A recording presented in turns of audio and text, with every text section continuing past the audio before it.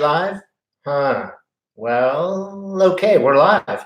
So, welcome to Moonride. This is Dave, and we're channeling the man in the moon.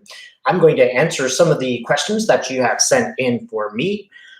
If you noticed last week, I just asked people send me $7 to my PayPal account, which I will leave below, and I will answer your questions in the order I get them.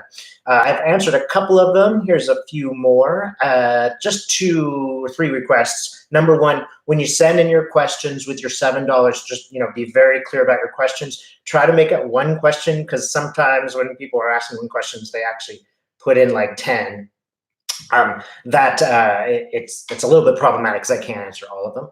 Number two, make sure your question is political, not personal. I don't really want to talk about your personal information as I'm making a live exchange. I will, obviously, if you want a reading one-on-one.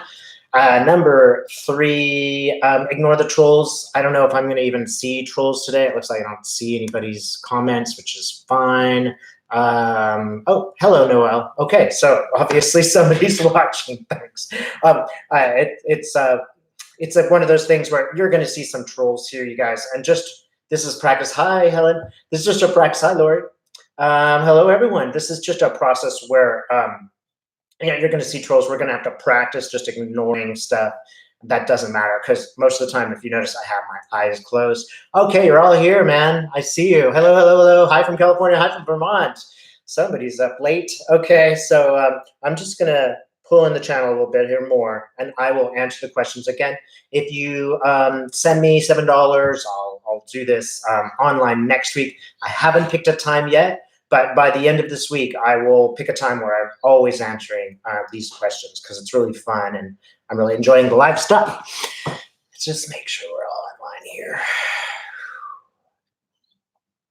Good one. Okay. You ready, Spirit? Yeah, okay, we're ready. So the first question goes to Douglas, and he asks about MBS and the Kushner relationship and what's going on there. Let's see what we see. Okay, now I'll let everybody know in the process, I kind of have to put my ego outside of my circle here, because obviously I've got some of my opinions. Okay, ego out, clear it all up. All right, MBS and Kushner. Huh. I see them both. It's a really odd relationship. It's really kind of, it's just one of those things where there's two people don't really agree about anything, but they're still in bed with each other. I just kind of see them in a room, kind of half smiling at each other's jokes. They're not really, it's a forced relationship. Let's just say that. There is a connection, though. I see a rope between the two of them. Now, I'll tell you, MBS, the Saudi Arabians, they have a lot of contempt for him. They do consider him stupid and easily led and easily manipulated. So what are they doing? And it is making Kushner nervous that he has been exposed. Lots of money, yeah, and that's the connection, really. It's not about any shared views. There's just a ton of money at stake. I just see stacks and stacks and stacks of money. And that's really, Kushner's just at everybody's mercy. He's got such a big chip on his shoulder, I feel like. It's like he's desperate to prove something, and every time he tries, he fails and looks weak. In their eyes, he's just an easy mark. Something else, let's say, what is that? What does that mean? MBS is showing me something.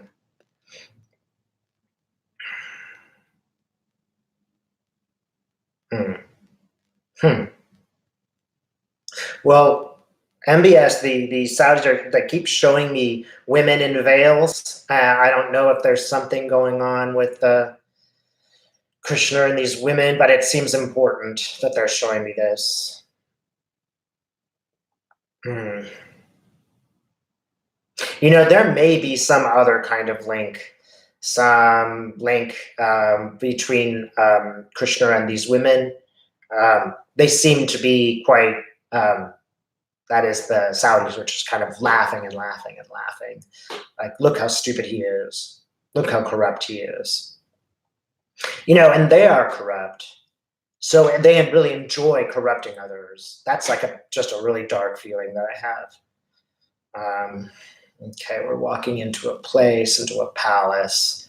And that's what they've really got on him. They just dangle money in front of him. They dangle power in front of him. They've got this beautiful palace, and they have all the power in the palace, and that's what he wants. So he's got a real chip because his father went to jail. If you know, that is Kushner's father went to jail. And so he's got this real chip, like he's going to try to prove it, or he's going to try to get beyond the law, or sort of, essentially be the law as the Saudis are. But it comes down to money, diamonds, gold, and that might just be spirit confirming money, money, money for me. Let's see, what else? Anything else about MBS? Yeah, it's the oil. It's also oil. And that's always a corruptive force. But that's the other thing, is oil. Oil makes them endlessly powerful, and he wants a bit of that power. And it is just what you see. There's nothing amazing or special on it. It's just the same way that Saudis manipulate everybody, is with money, the money coming from oil.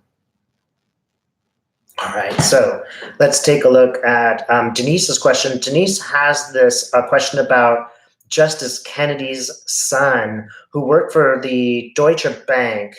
And when he was working with Deutsche Bank, Kennedy stepped down. So they're trying to figure out, is there some kind of question about that? Hi, y'all. Forgive me if my eyes are closed and I don't respond to everyone. The question is about Kennedy and did he step down because of his son? Okay, so Justice Kennedy's son. Okay, I see him working at a bank. Interesting, the bank has a gigantic clock. Interesting. The clock is red, like the face of the clock is red, and it's ticking. Tick, tick, tick, tick, tick, tick, tick. And I think something's going to happen there. He knows something. Time is running out for him. He's looking really desperate. And he looks like this desperate sort of bank clerk. Get rid of the paperwork. He looks there, but he's keeping his eye on that clock.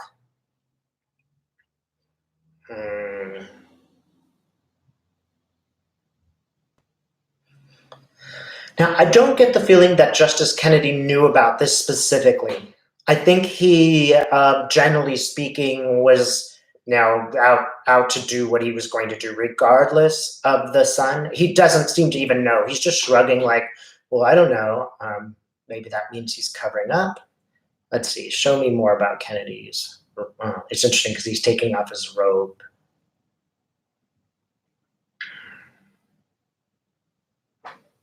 Yeah, I don't know if there's a connection. It doesn't feel like there's a connection. As I see Kennedy taking off his robe, he has more of a feeling of just being tired, more of a feeling like my job is done, more of a feeling of, oh, just let Trump take care of it. Now I can relax. I don't have to think about this anymore.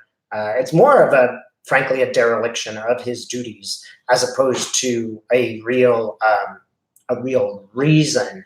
Nevertheless, the son is looking really nervous. I would not be surprised if he is implicated and he knows that he's implicated and time is running out. It might even be that he turned state's evidence. He's thinking about this. He's thinking, maybe not, maybe I shouldn't do it. And maybe I should tell someone. I see him going and speaking to Justice Kennedy, his father, and his father's surprised. And his father's really upset. I think that he totally, he didn't tell his father. I don't think Justice Kennedy had any idea. It looks to me like he's finding out right now. That's what I'm seeing. And man, is Justice Kennedy mad. He's mad because of his son's actions, but he's mad because it also makes him look corrupt, even if he is not. And he's just generally mad because he was wrong. he was wrong. He shouldn't have stepped down. He should have stayed where he was. And he gave up, he didn't fulfill his duties. Okay, anything else? What's going to happen with this?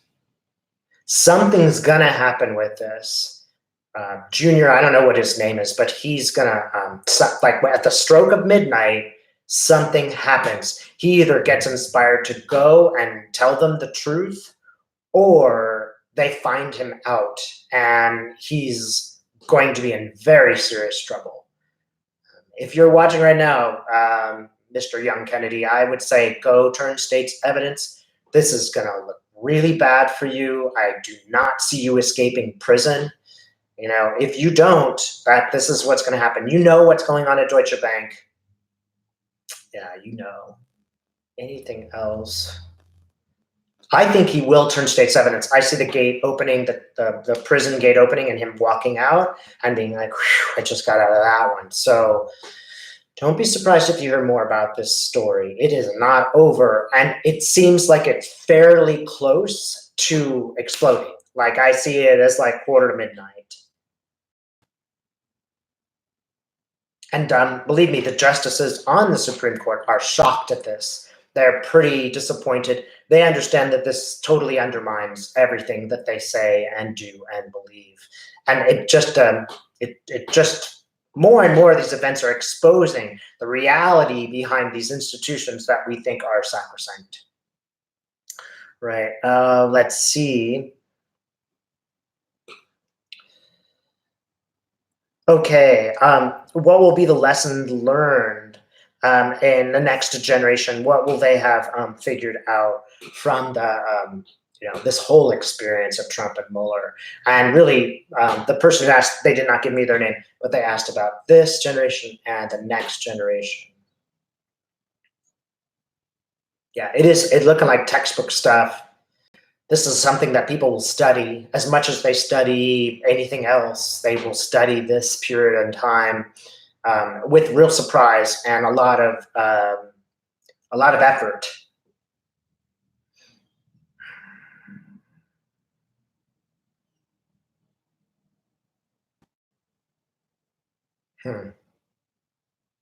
Don't know what this means, but I see a bunch of guys. It's like the Olympics. They're running around a circle. They're trying to race. Oh, okay. And certain senators are in the race as they're racing along. So I see that guy he's the first to drop out of this race as they're running. Oh, and Mueller is one of the runners. Okay, they're just running around and running around. So Getz does not get very far. We may hear about him today, but in the future, we will not know anything good about that fellow. Yeah, Jordan and all these guys are conking out. But in the long run, the Mueller report is what stands as a true work of honesty that we can go ahead and take apart and read. Long term, this will be what stands. And it looks like we will put some limits on the presidency because of this. Mueller's just going like this, put some limits, balance. That's what I think he is showing me. And look, people are going to go to jail. I know a lot of people are really, really frustrated. We want this to be faster, going faster. Justice doesn't happen that quickly. This doesn't mean you should stop, fighting hard for all of these subpoenas, etc. But understand that in the normal course of any events, and I know that this is not normal, but we would, explore the law in certain ways, etc. And that is taking place. It's slow, but it is happening. So it does appear that the changes will be made in the future when we look back at this. Again, people will go to jail that have not put in jail yet. A lot of people are going to go to jail. And I mean, an entire jail full of people are going to go to jail. People also keep considering that, the Mueller report's done and that's that. No, there are 12 indictments still waiting to unfold. There's a reason why those people have not already been put on trial. They are being suspended so that no one can mess with the actual process, like Barr or Trump can't, dangle pardons or anything like that. This is not, we haven't seen nothing yet. This is just the beginning. All those guys will go to jail. It'll be explicit. It will be a really, actually, in some sense, a happy and just ending. That's what I see at the end, is that in 10 years, when we look back on this, we'll know why, Mueller did what he did. It'll be perfectly clear that he was right.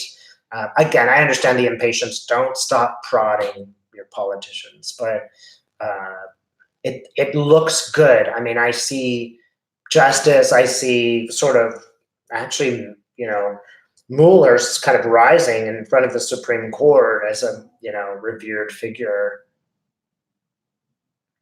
All right. I think that he was, in many ways right to do what he did, because we must appear objective and we must treat Trump the way we would treat anybody else. And that's what Mueller tried to do.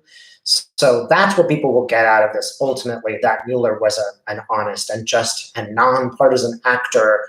That's what we will have in the future. Just like we read books from 200 years ago about certain subjects, now where a book's been written, and the fact that many people don't read anymore, that's true now. But in the future, people will take a little bit more time. And this will change things. It'll also change things when we see certain people going to prison. I see Trump's kids going to prison. Right. So let's look at, let's see. Oh, Dixie asks about Jay Inslee and his political future. Well, let's see. I don't know much about this guy. I've read about him today for the first time. That's probably good. I have no prejudices. Let's see. Jay Inslee. Spirit. What about Jay Inslee? Who is this guy? What's he doing? Yeah, he's kind of been hidden in a bubble. I actually see a guy in glass, and the glass comes out, and then there's this character. He's been totally discreet up till now, and now he's exposing himself. He's growing, so he was this little character in the glass, but now that he's out, he's getting bigger and bigger and bigger. Wow, I gotta say, he's getting a little bit taller than Hillary Clinton. I wonder if this guy has he seems to be becoming influential.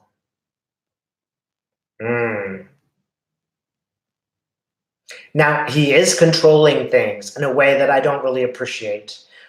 He's sort of kind of limiting the debates in some kind of ways that, there were things that people did not like about Hillary Clinton. Some things people really didn't like about Clinton. But one of the things is just this whole apparatus of the Democratic Party, how it's controlled by these various people we didn't vote for. They are the ones who are deciding how we go about electing our nominee. And he's kind of one of those guys. I don't feel great about this person.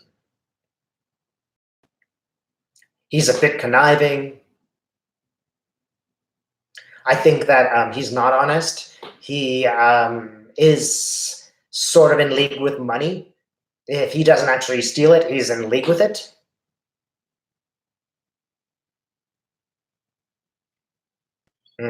He's not the man he appears to be. Okay, I'm seeing him with glasses and he keeps taking them off, and he's looking at me really hardcore, like looking right at me. I'm not sure what that means.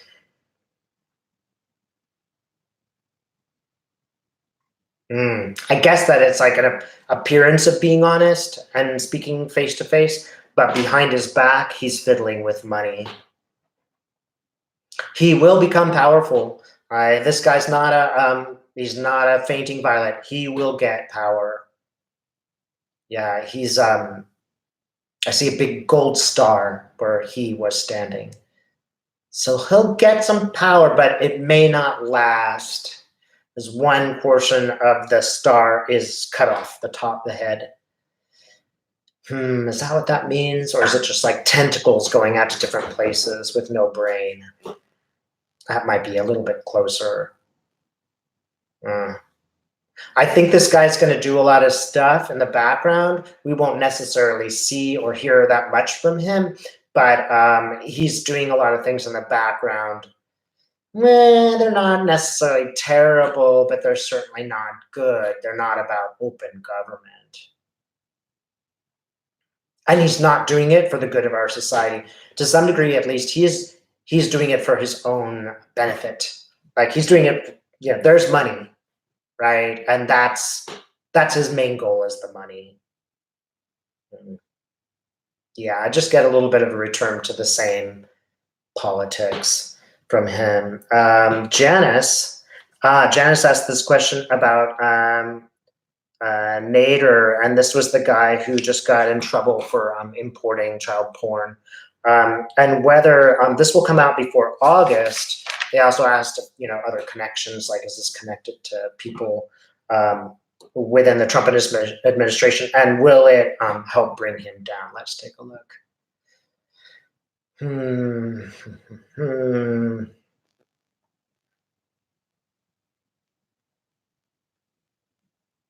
Yeah, is this going to happen before August? Okay, I'm not sure if that's a yes or a no. Could you tell me, Spirit, by when will this guy talk?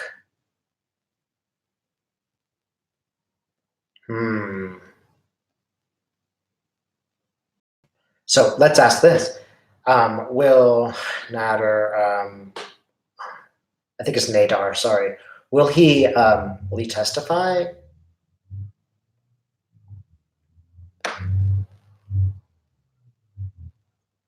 So I'm seeing it with a microphone, but I do not see cameras. So I don't think Nader's gonna, it's not gonna be public because it is so hot that people don't want it to be. It'll be so incredibly controversial.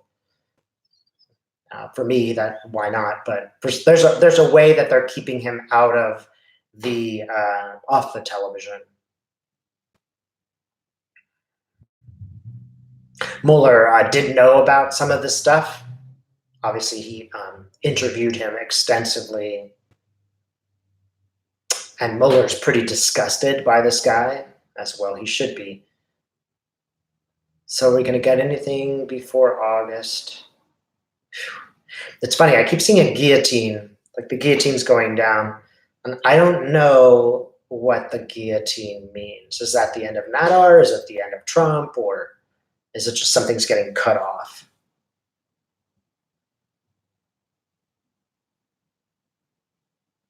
Oh, okay. I get that the Trump administration is trying to stop him from speaking. They're going to play all these games to interfere with him being able to speak, because what he says is going to be so intense. So, Spirit, is he going to, anything going to be published, televised?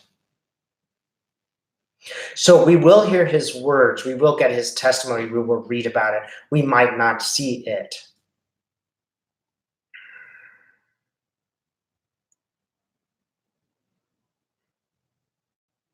Well, I think it'll have some long-term effect, but in the short term, it will not change the minds of anybody who's a, total Trumper. They won't change their minds. They'll just write it off. I mean, Roy Moore didn't change their minds. None of these things just change their minds. They're not going to watch. They're not going to read that, which is unfortunate. If he was on television, they might watch it. But the fact that he's on, written in the New York Times, they're not going to read that anyway. Well, Spirit, let's just ask a follow-up question. Is there anything that will change the Trump, the perception of Trump among his followers?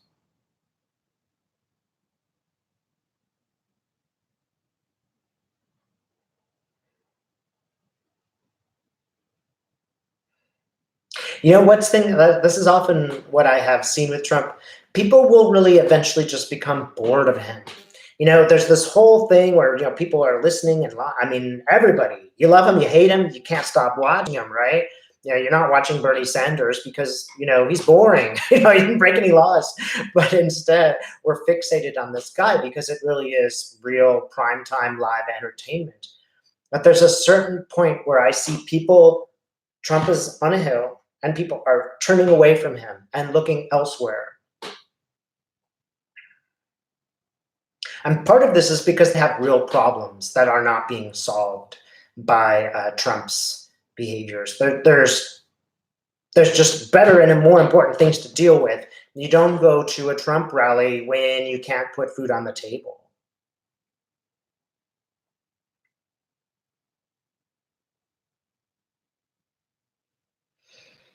Yeah, I see them all turning away and sort of dealing with other issues, big and small.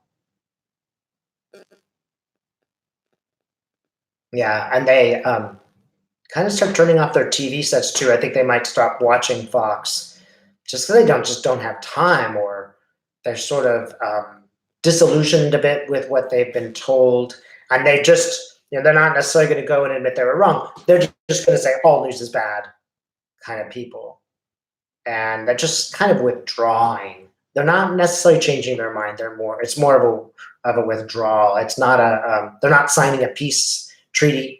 They are just quitting, as it were, as they don't want to lose. And I will say one more thing, though. Mueller is convincing. Now, many people have criticized him and argued about him, but he is the most convincing thing that we have been able to produce thus far to make inroads into Trump's actions. Mueller is by far the most useful character in changing people's minds because he has been completely nonpartisan. He's done his job. Some people would say he hasn't been assertive enough, but his main point was just to be neutral so that anyone who's seeing him would say, this guy is not partisan. He's not helping one team or the other. He has no prejudices. And that way the report is what it is. This is the most convincing thing. You'll notice that people are becoming a little bit quieter about their criticisms of people like Mueller. They're not so assertive. They try to make some remarks about, well, he could have done it this way, he could have done it that way. But that's nonsense. I mean, I'm sorry, I believe Mueller first. Let's see. Anything else about this?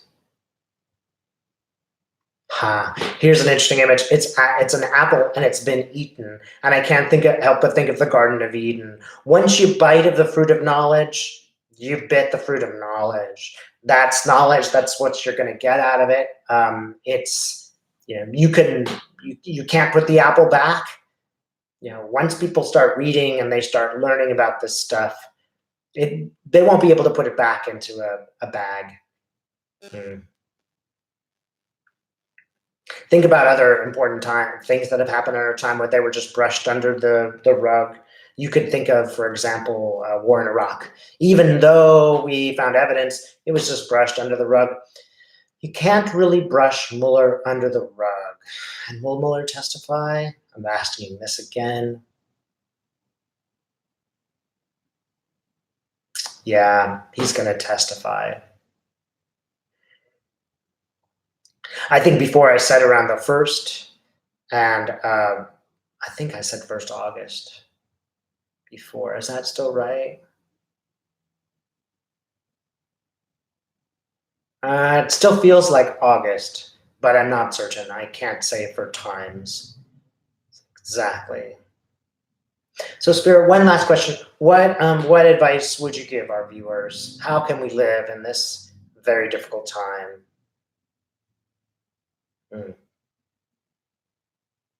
Okay. He says, what happens when you get a flat tire? Well, you go change it yourself, or you have it changed and then you rotate it and you put it on the rack and you fix your car and then you go drive again when it's safe, right? This is what's happening to America right now. We've got a flat tire. Everybody's arguing about how to fix it. We can't go. We went to the garage and we had an expert solve it, but it didn't really work out perfectly. Now the tires got to be rotated, all that stuff. And it's not clear, this is normal. All cars, eventually break down and get flats. And governments like our own do not succeed entirely. And when they fail, we have to sort of redo them, restart them, take a look at everything and decide It's not a pleasant process, just like when you have to pay $1,000 to fix the axle on your truck. It's not pleasant. It's unpleasant. If it were pleasant, then none of us would care. You would not be watching this video. I would not be making this video. It's kind of good that it's so unsavory, because it's really waking America up. And it's really making us ask ourselves these questions. And it's making people go on television and say what they're really thinking. And that's important. It's important for the long-term future when people take a look at us and decide what were these people doing. Understand it's really important to be in this moment. Your friends, grandchildren, whatever, and future generations, they're going to see what we're doing, and they will know. Some people really reacted the right way. I'm always drawn to the image of a crowd listening to Hitler, and everybody is giving a salute except for one person in the audience. And the question is, who was that person? Who was that man? And remember, for those of you who are being honest about this, the future will know, the future will remember, and that's more important than you might think, right? It is a historical marker, which is, written in our, Akashic record, if you will, of how we behaved in this situation, right?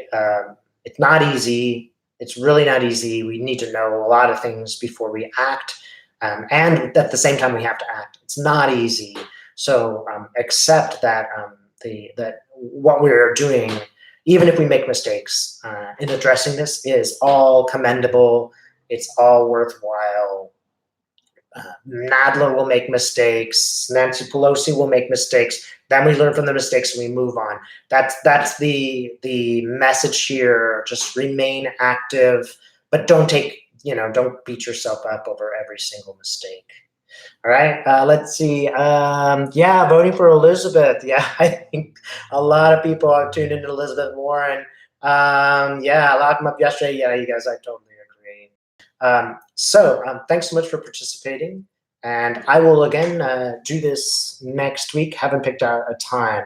So if you do want to send a little bit of money to my PayPal account, just $7, just be very clear about what you want, right? What question. Thanks for watching.